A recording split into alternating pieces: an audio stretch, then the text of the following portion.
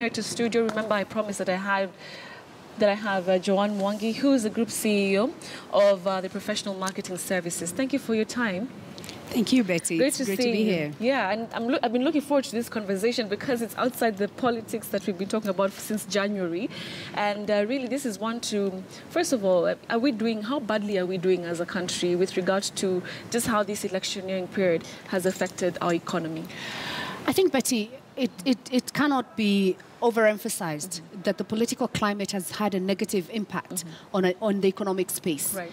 It is impossible to build your economy without an enabling environment and with the chaos, lack of trust, and basically lack of a conducive environment in which to operate. Most businesses have experienced a downturn. Is there a way to turn that around? Actually, I'm quite optimistic. I'm just hopeful that the political rhetoric will die down because we cannot afford the kind of excitement that we've been having going on for too long. I think people have not worked for quite a number of days. They've been unable to get to work. Some of them have been actually very, very unsafe in the places they live. And so even the creativity and innovation that is required to boost the economy hasn't been happening. So we really have a problem. But I think that what we do need to do is once we get out of this political space and start working, I believe very much in the resilience of the Kenyan people. And so we would work and move faster. I actually think that our GDP numbers have gone down. Our economic growth has gone down actually to 5.5 this year, whereas previously last year we were at 5.6. It's been showing a steady growth previously. And so this is a number that we need to go up from. My view is that there's a lot of latent potential. Everybody's had a wait and see attitude. And so I believe that by the time we're getting to February, there'll be a lot of robust activity in the economic space. Interesting. And it's interesting, even yesterday after the election of Uhuru Kenyatta was upheld, we saw the shilling actually improve. So does that say that, people have been, just having that wait and see attitude before they are able to invest, even in the stock market or any other, financial space that's there? Frankly, Betty, I think that, for you sitting here as a media practitioner who's very, very in touch with the realities in the political space, listening to all the politicians, etc., just the emotional impact that has on you. By the time you're going home, you're tired, you're stressed out. I think it's the same thing that has been happening to Kenyans.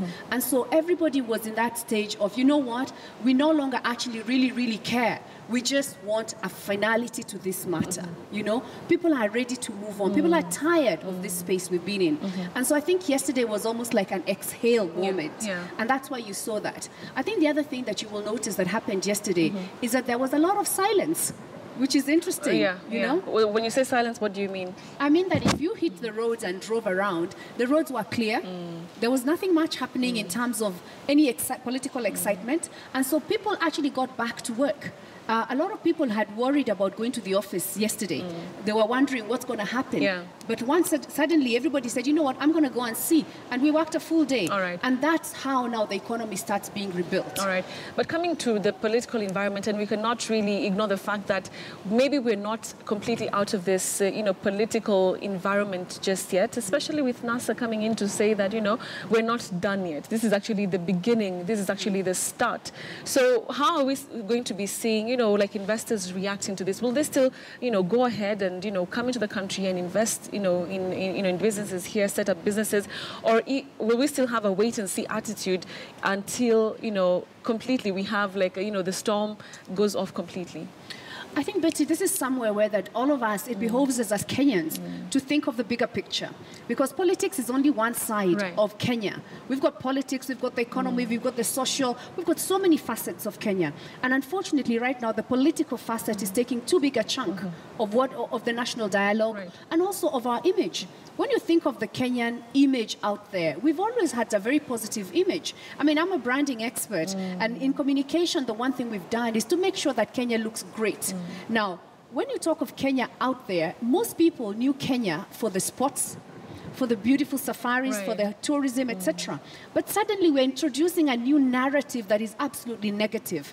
And this negative narrative is going to take a while to actually wipe out. So it means that investors, foreign investors who want to come to Kenya will be thinking twice about whether is it Kenya or another destination. Right. So whereas we may have been number one on the shopping list, we are sliding to number two, number three. This is something that we all need to think about in the long run, because it doesn't matter who's going to be the president, all of us are going to be affected by that. However, I think that if we manage this transition well, and this goes back to the leadership, I think it is possible for us to get to a point where the people start investing again. I think the next 3 weeks are actually critical. Why do you say that? I say that because once the president is sworn in on Tuesday, as it is going to happen, we suddenly will now have a situation where we have a sitting president who is a de facto president with all the powers. That means that he actually now can go ahead with running the business of the country. He can make changes, which he couldn't do now in this interim period. I do not know what he's going to do. I'm not a politician. But however, I do know that if you're acting and you suddenly become the main man, it's different. All right. And so I think that will send a strong message. As to what the political class on the NASA side plans to do, I personally think that even for the NASA people, they've been hit by the economic downturn. All of us have been hit. So I think that it is important that as Kenyans, collectively, we start thinking of how we're going to rebuild this country and how we're going to attract investment. All right, we'll take a short commercial break, but when we come back also, we'll be delving deeper into whose responsibility is it, to change the narrative, for Kenya. We'll be having that discussion shortly here on the show. But for now, we take a short commercial break. Remember also,